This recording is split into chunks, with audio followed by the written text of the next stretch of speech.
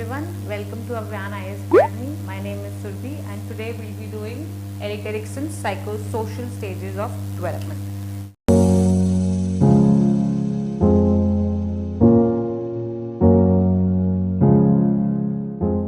So basically, he gave his theory of personality development as a sort of critique to Freud's theory, but his theory has elements of Freud's theory as well.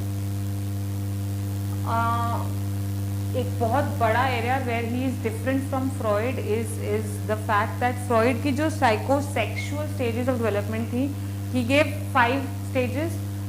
Eric Erikson ended up giving 8 stages of development and इनकी stages जो है वो obviously क्योंकि 8 stages हैं and he goes through different age groups in life, so his theory is more comprehensive, caters to a broader age group, and we'll see is more gender neutral.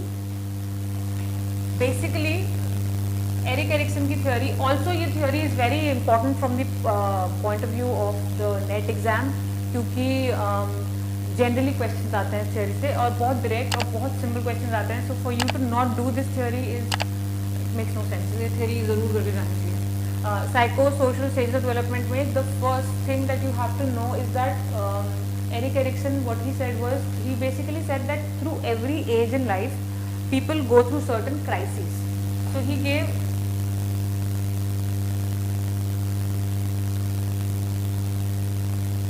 ठीक है, and you can understand tabulated form में थोड़ा easy है इसको समझना. He says कि यहाँ पे go through certain crisis या conflict.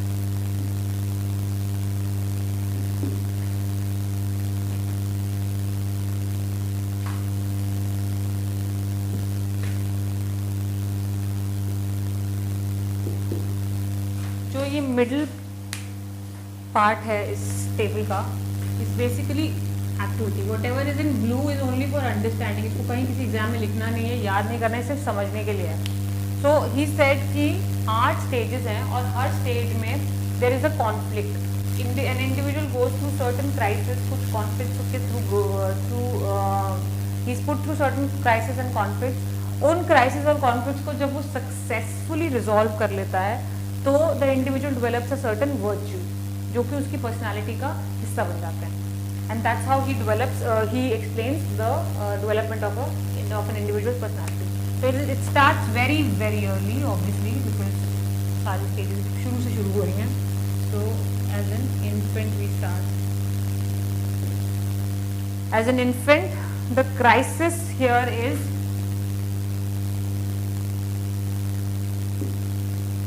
basic trust versus mistrust. मतलब यहाँ पर जब बच्चा, when the child is just born, जब बच्चा पैदा ही हुआ है तो वो बहुत ही confusion में, उसको कुछ पता नहीं है अपने immediate surroundings का, अपने extended surroundings का. He's extremely new to everything. He doubts everything. तो इधर क्या है कि the child is going through a conflict of trust. Trust in the sense, not in the sense that adults go through, but trust कि when you were an infant कि आप कितना time role होगे जिससे पहले कि आप बेड से नीचे ना गिर जाओ, या आप कितना, how much do you have to cry before your food appears, कि आपको कितना रोना पड़ेगा कि आपका food, you will have your food in front of you. So that kind of trust versus mistrust the child is going through. Activity इधर क्या है, क्योंकि बच्चा बहुत छोटा है, the activity is limited to feeding obviously. तो जब बच्चा बेसिक ट्रस्ट और मिसट्रस्ट में जूझ रहा है and he is going through decision making process अपने दिमाग में, और ये बहुत छोटे छोटे, मतलब the child is an infant here. So when this conflict is resolve the child develops hope. And you have to know that for every psychologist the understanding of a resolution is very different. For example, जैसे Ericsson अभी बोल रहे हैं कि when the child cries too much, बहुत रो रहा है बच्चा and his food appears, खाना मिल जाता है. So then the child develops hope that जितना मैं रोता हूँ और मुझे खाना मिल जाता है. अब उसको किसी बिहेवियरिस्ट के पर्सपेक्टिव से पढ़ेंगे तो हील से कि बच्चे ने लर्न कर लिया है behaviour. So it depends which school of thought you are studying. For Erikson, the idea that the child cries and he is served food makes him develop hope कि अगर मैं आगे भी रोऊंगा तो मुझे खाना मिल जाएगा. Trust versus mistrust, and the virtue developed is hope. Again, the blue part you don't have to learn, you just have to use it for your reference point of view. Second, as soon as the child then grows into a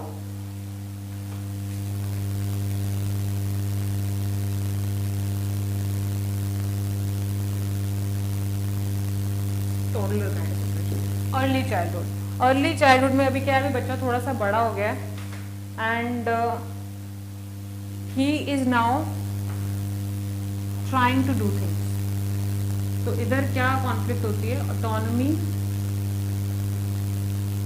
versus shame and doubt. Autonomy का क्या मतलब होता है, autonomy मतलब अपने आप, autonomy is like you can do it. तो इधर the child is, this is where the child learns to hold a spoon. जब बच्चा चम्मच पकड़ना सीख लेता है, चलना सीख लेता है, सीख रहा है, in the process he only he is.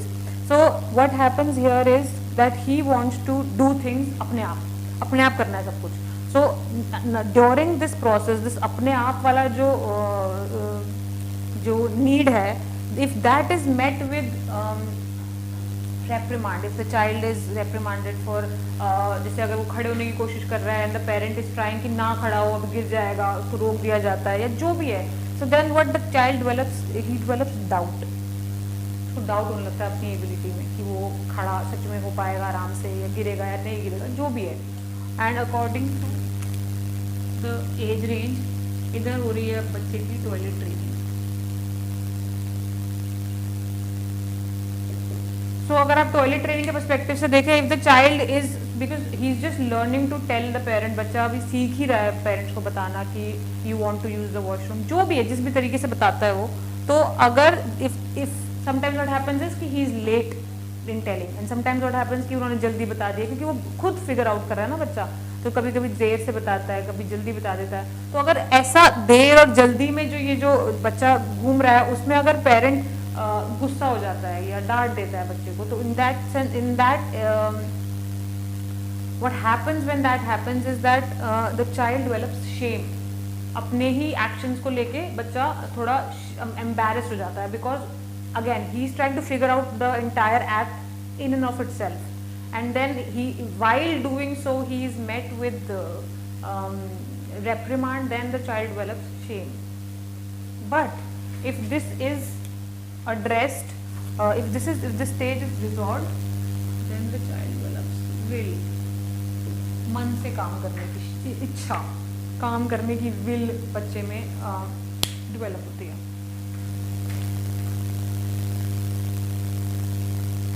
Third stage, and you have to keep in mind that all these stages are this theory is old, so things might be a little different now. लेकिन theory को it is not devoid of its context, अपने समय की है वो, तो अपने हिसाब से है. So then preschool में the child develops a conflict of a crisis of initiative versus guilt. What does that mean? That means कि the child is trying to do things अपने आप. उसको अपने आप चल के जाना है, उसको अपने आप सीढ़ियाँ उतरनी है, उनको अपने आप खाना खाना है, सब कुछ अपने आप करना है, इनिशिएटिव लेना है. लेकिन जब उनके initiative, when the initiative is shut down by the parent for whatever reason, sometimes for safety reasons, sometimes because the parent himself is embarrassed by the child, sometimes this is also the stage where the kids learn all these nursery rhymes and all that. बच्चे poem सीखते हैं, छोटे छोटे jokes सीखते हैं. तो जब वो बच्चे वो जोक्स या वो पोएम्स पब्लिकली सुनाना शुरू करते हैं, the parent is embarrassed by that, और वो अपनी एम्बैरेसमेंट अपने चाइल्ड पे चैनल करते हैं, तो द चाइल्ड डेवलप्स गिल्ट. यहाँ बच्चा सिर्फ एक्सप्लोर कर रहा है, अभी वो सीख रहा है पोएम सुनाना या जोक सुनाना या अपने आप चल के जाना या खाना खुद फिनिश करना या प्लेट्स उठा के रखना.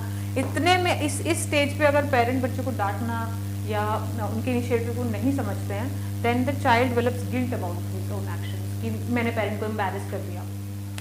But if it is resolve successfully then the child becomes purposeful.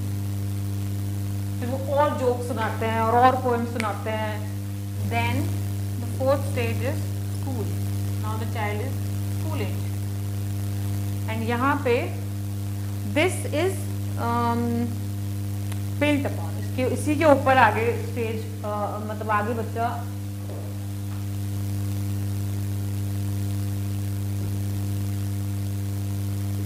Industry versus inferiority.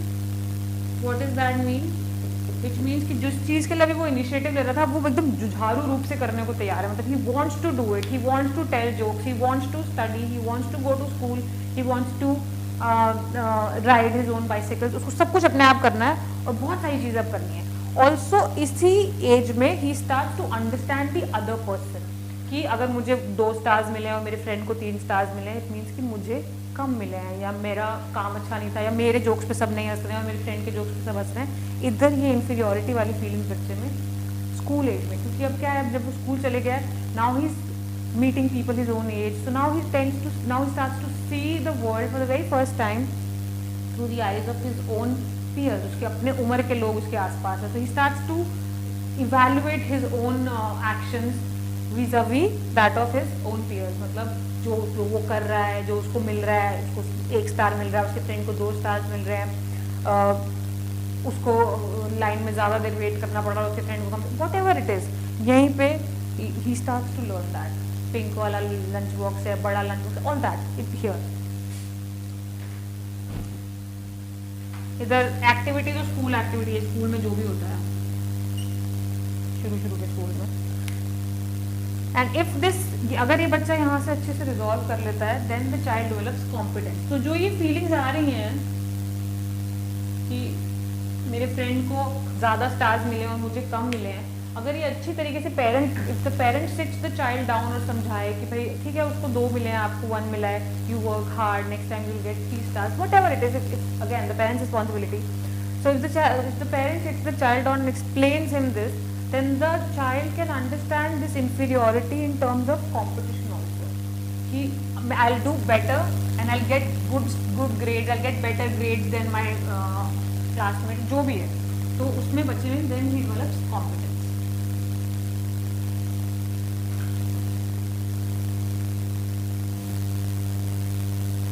Then the 5th one is adolescence.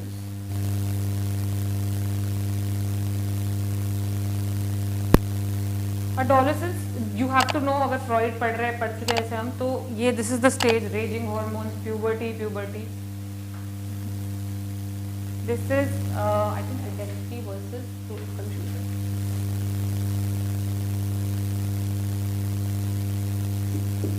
And identity का मतलब ये नहीं है कि यहीं पे बच्चा डिसाइड कर लेता है कि मुझे इंजीनियर बनना है, जो भी है, हालांकि वो भी कई लोगों में होता है, but not necessarily that intense.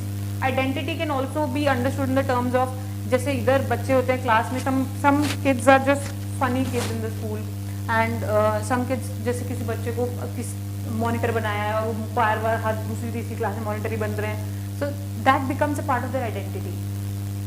Why, however, it can coincide with confusion is also because, let's say, if you are the monitor of, if someone's the monitor of the class, वो क्लास के monitor हैं और चिल्ला के बात कर रहे हैं, so they can have a confusion, like उनके पेरेंट्स अगर बोल रहे हैं कि भाई we understand monitor and everything, but don't इतना चिल्ला के बात करने में आवाज़ बैठ जाएगी या जो भी है, so it confuses them in the sense that they identify with being a leader.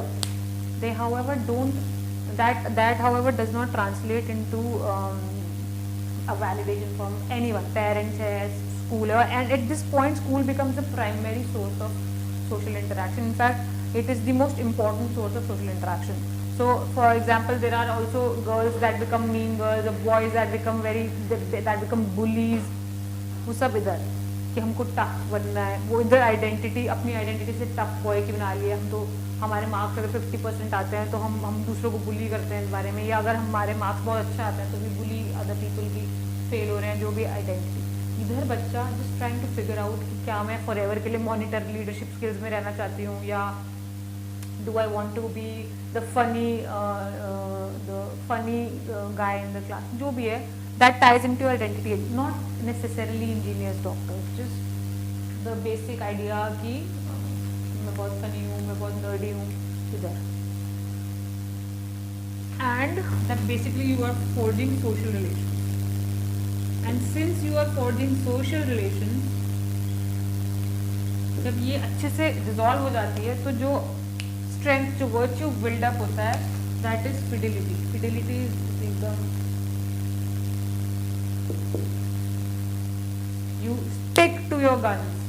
कि फ्रेंड्स हैं तो फ्रेंड्स हैं, and people who have friends it's about they very loyal friends. Then sixth is young adulthood.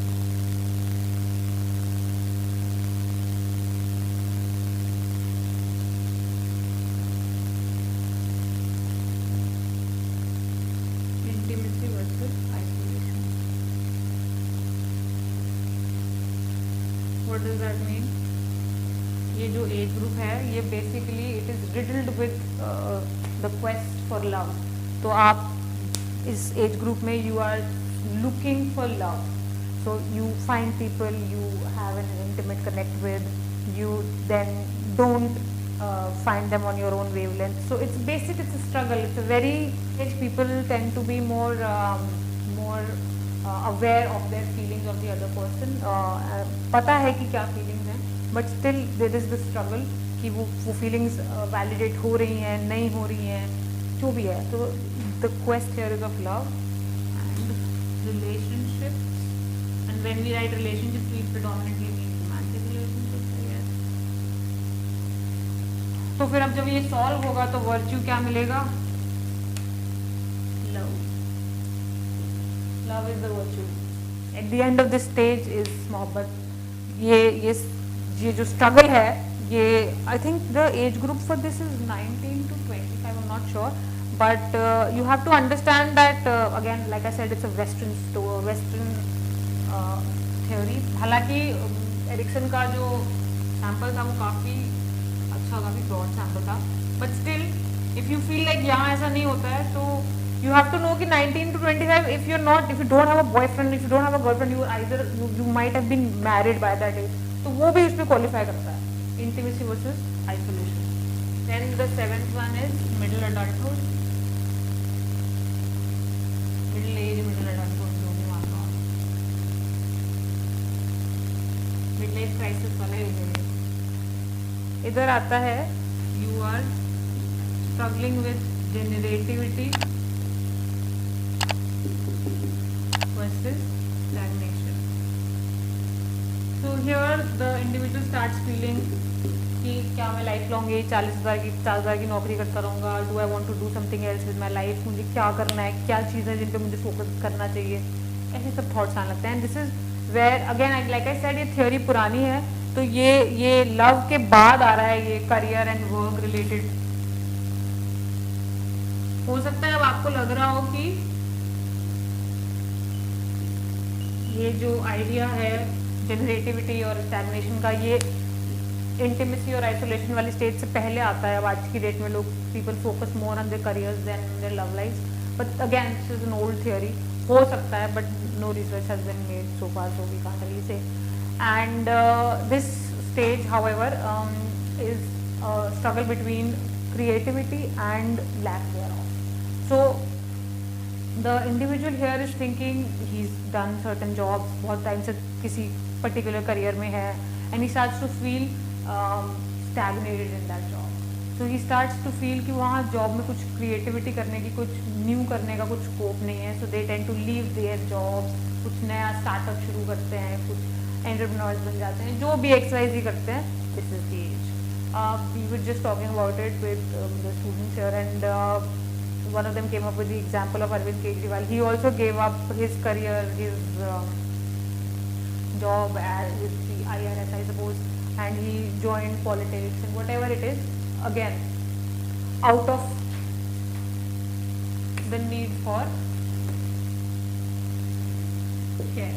According to Erikson, ये जो जेनरेटिविटी और ये जो stagnation वाली फीलिंग्स होती हैं, दे गिव बर्थ, जो स्ट्रगल है that they give birth to care. So you have to care for something more than you, more than just your money.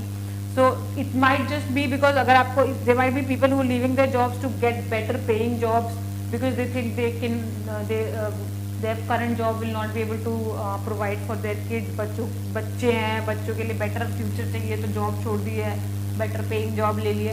Ultimately what he says is कि at the root of it is care. So you care about something more than you here. Then is the last one, old age. What happens in old age is